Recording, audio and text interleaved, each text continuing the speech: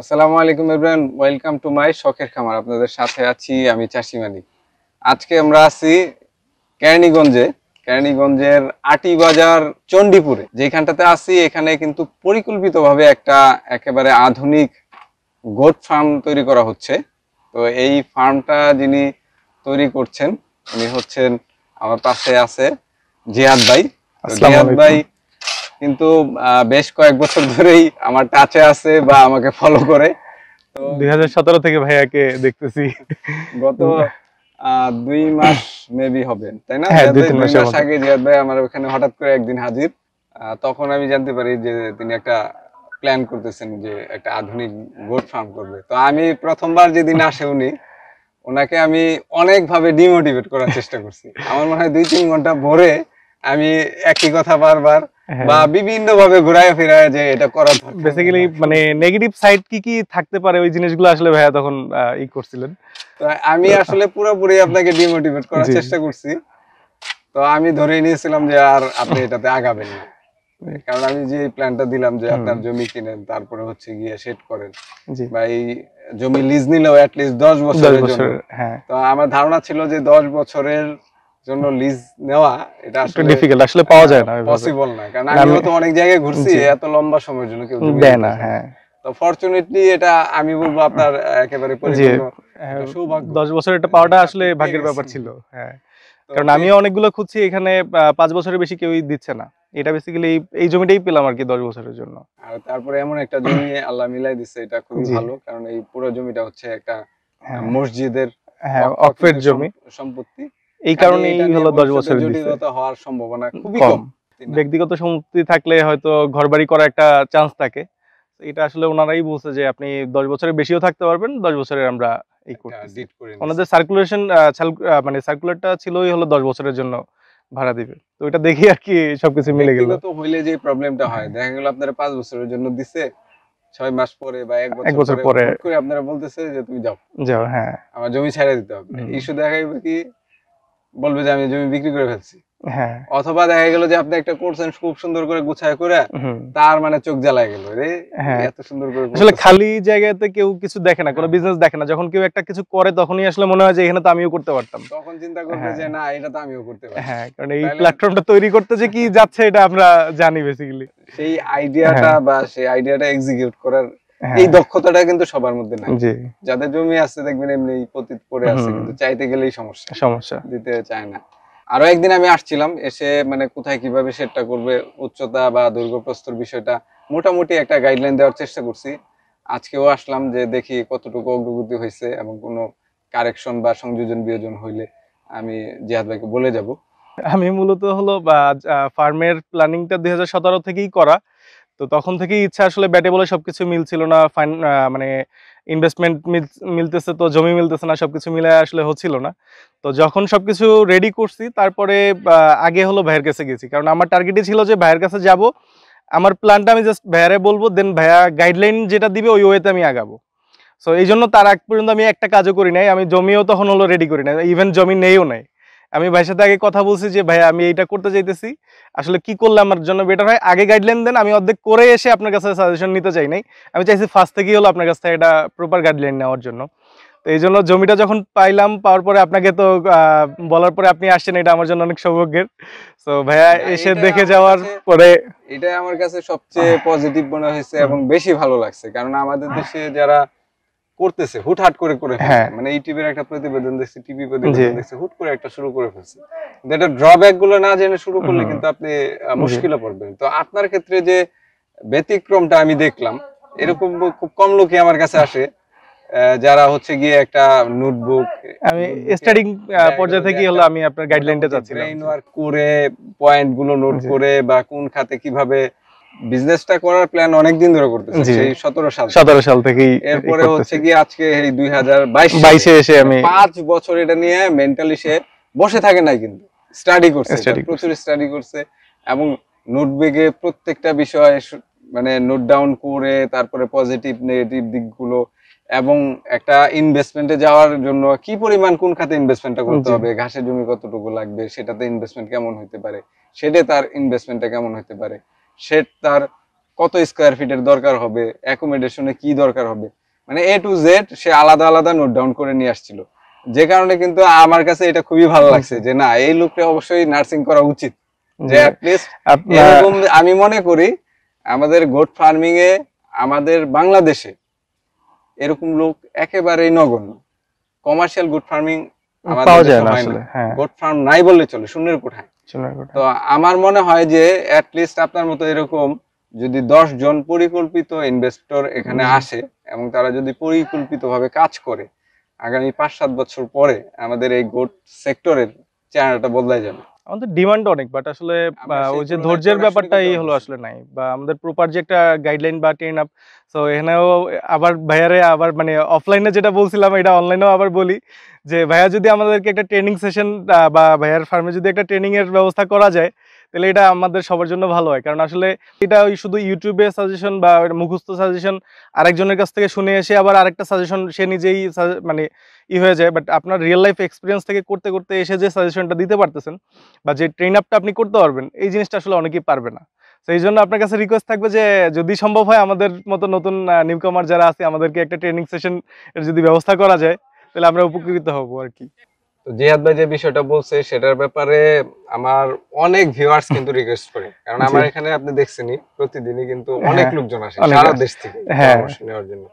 তো এইটার ব্যাপারে আমার যে অপিনিয়নটা, আমার পার্সোনাল অপিনিয়নটা, যে এখন আসলে আপনারা যেভাবে আমাকে রেসপেক্ট করেন বা ভালোবাসেন, হঠাৎ করে যদি আমি একটা পেইড প্রমোশনে যাই, পেইড একটা ট্রেনিং সেশন বা ইয়েতে, এটাতে কিন্তু আমাদের দেশে কিন্তু নেগেটিভ লোকের সংখ্যা বেশি। নেগেটিভ মানুষ যারা বলে তারা বলবেই। সো আমাদের আসলে দরকার যারা আমাদের নিড, যে আমি যদি এখন ধরেন একটা পারতাম যদি আপনার ফার্মে আমি 7 দিন থেকে যদি ওখানে একটা ট্রেন হইতে পারতাম, আমি যেটা প্ল্যান করতেছিলাম যে ভাইয়ার ইসের আগে আমি প্ল্যান করতেছিলাম যে আমি যদি পারি ইন্ডিয়াতে যাই। ইন্ডিয়াতে অনেক বড় বড় এরকম ফার্ম আছে যারা হলো 7 দিনের 10 দিনের ট্রেন করাইতেছে, তারা অ্যাকোমোডেশন দিচ্ছে, তারা একটা চার্জ নিচ্ছে। এখন আসলে এখানে গিয়ে আমি আপনার কাছে গিয়ে ট্রেন আপ করতে গেলাম, আমি যদি বাইরে খেতে যাই, বাইরে থাকতে যাই, আসলে ওই ট্রেন আপের ওই টাইমটা শিডিউলটা মিলবে না। যার কারণে যদি কমপ্লিট প্যাকেজটা যদি আপনি দিতে পারেন, তো এটা দেওয়ার জন্য তো আপনার একটা চার্জ নিতেই হবে।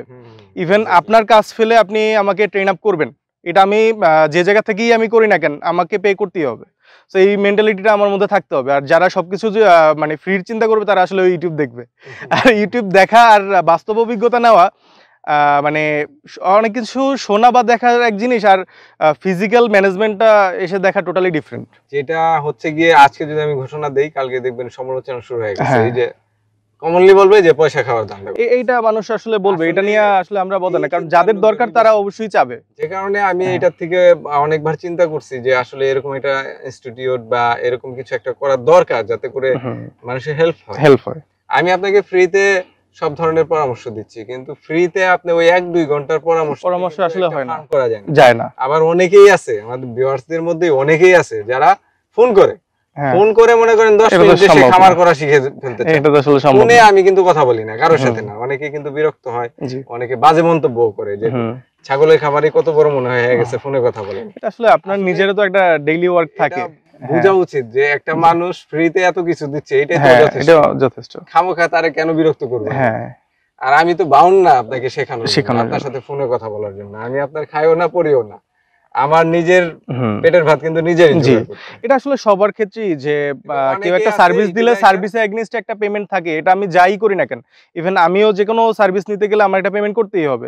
সো ওই মেন্টালিটিটা আমার থাকতে হবে। আর এই আসলে তো চান্সই নেই আমি এই ট্রেনিংটা নেওয়ার। সো পেমেন্টের প্রসঙ্গটা তো আরো পরে আসে যে পেমেন্ট আমি দিব, তারপরে তো বাংলাদেশে আমার ওই ওয়েটা নাই, সুযোগটা নাই। হ্যাঁ, আমার এই সুযোগটা নিতে হলে এখন ইন্ডিয়া ছাড়া আমি পাবো না, এরকম বড় কোনো ফার্ম পাবো না যে শিখাবে আমার ওই তার প্ল্যাটফর্মে রেখে শিখাবে, এটা তো পাবো না। হ্যাঁ, এটা অবশ্যই করতে বললে আমাদের জন্য ভালো হবে, কারণ মানে আরো অনেকেই আছে। একটা টাইম আসলে কি মানুষ অনেক কথা বলবে, যেমন একটা টাইমে ছিল যে ছাগল গরু কারা পালতো, একটা এই যে মানুষ পালতো বা একটা গ্রামের প্রান্তিক কৃষকরা পালতো, বাট এখন কিন্তু আস্তে আস্তে day by day educated people ঢুকতেছে। সো এরা যখন ফার্স্ট স্টেজে যখন ঢুকছে তখন কিন্তু আসলে এই জিনিসটা সবাই মেনে নেয় না, যে সহজভাবে কেউ দেখে না যে আসলে একটা শিক্ষিত লোক হয়ে তুমি ছাগল বলবা।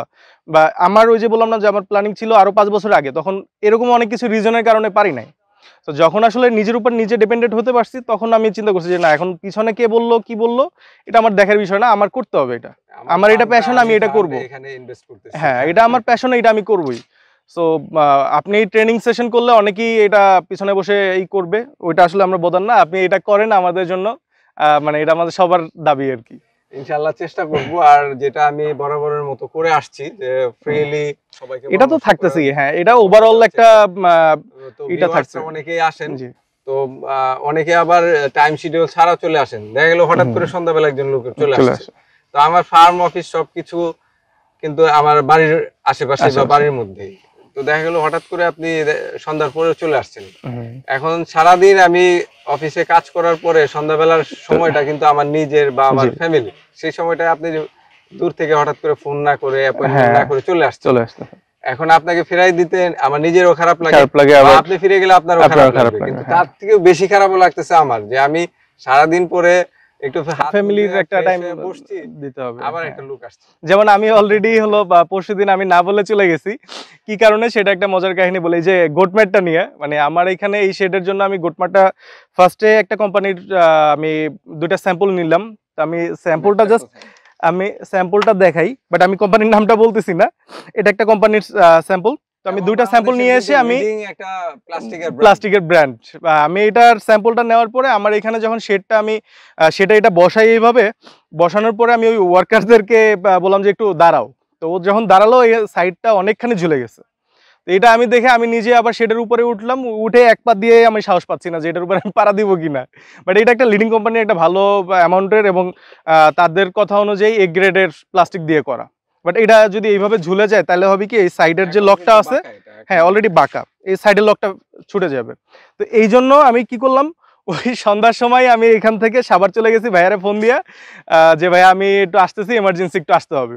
তো আমি জানি যে ভাইয়ার এখানে অলরেডি গোটম্যাট ইউজ করতেছে এবং ভাইয়াও সেল করে, তো আমি সাথে সাথে তার ফার্মে গেলাম, গিয়া তার ফার্মে ওইটাতে আমি আগে হাঁটলাম যে এটার কি অবস্থা দেখি।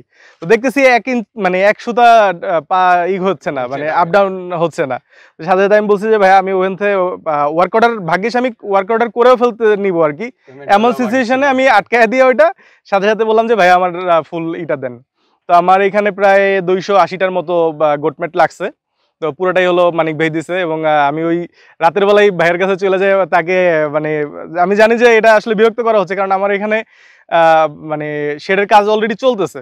তো এই মোমেন্টে যদি আমি এটা ডিসিশনটা না নিতে পারতাম তাহলে আমার পুরো কাজটা আবার খুলে আবার চেঞ্জ করতে হতো, কারণ আমার ওই যে অ্যাঙ্গেলের সেটআপমেন্টটা টোটালি ডিফারেন্ট, দুই রকম, এটার সেটআপমেন্ট একরকম, ওইটার সেটআপমেন্ট একরকম।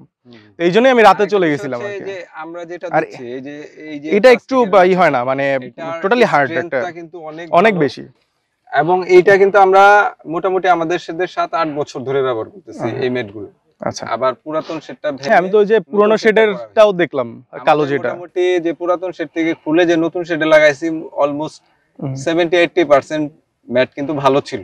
হ্যাঁ 100%ই ভালো থাকতো, কিছু হলো যে স্ক্রু করে ওখান থেকে ছুটে গেছে, ওইটার কারণেও না। কারণ আমাদের প্রথম শেডে আমরা যেখানে রাখতাম ওই যে বাড়ির ভিতরে যে শেডটা, ওখানে ফ্রেমটা দিয়েছিলাম হচ্ছে কাঠ দিয়ে, কাঠ দিয়েতে এমন হওয়াতে প্লাস্টিকটা হয়ে গেছে, খুঁটি নিচে ডাইবা গেছে, নিচে তো পাকাও করি নাই, খুঁটি ডাইবা গেছে, ওই ফ্রেমটা উঁচা নিচে হয়ে গেছে, যে কারণে অনেকগুলো ভাঙছে খোলার সময়ে বা ওই বিভিন্ন সময় ভাঙছে। এছাড়া কিন্তু এই জিনিসটা খুবই ভালো।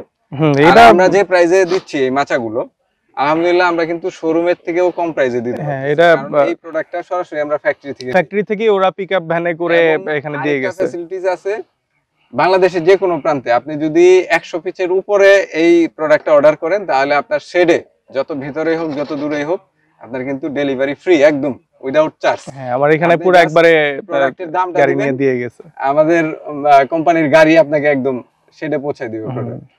তো এটা কিন্তু একটা বিশেষ সুবিধা। এটা প্রোডাক্ট আপনি ওইখান থেকে সাভার থেকে নিয়ে আসতে গেলেও আপনার অন্তত মিনিমাম 2,500 থেকে 3,000 টাকা খরচ হতো পিকআপ ভাড়া। হ্যাঁ, সবচেয়ে বড় ব্যাপার হলো এটা কোয়ালিটি। মানে এখানে আসলে আমি আমার এই শেডটা যখন দেখবেন, এটাতে আমি অনেক ভালোভাবেই করার ট্রাই করেছি, সবকিছু ভালো দিয়ে এখানে আমি জাস্ট, হ্যাঁ এটা আসলে শুধু এইটার মানে এটা যদি আমি ভুল ডিসিশন নিয়ে ফেলতাম তাহলে আমার এত বড় শেডের টোটাল জিনিসটা ওয়েস্ট হইতো আর কি।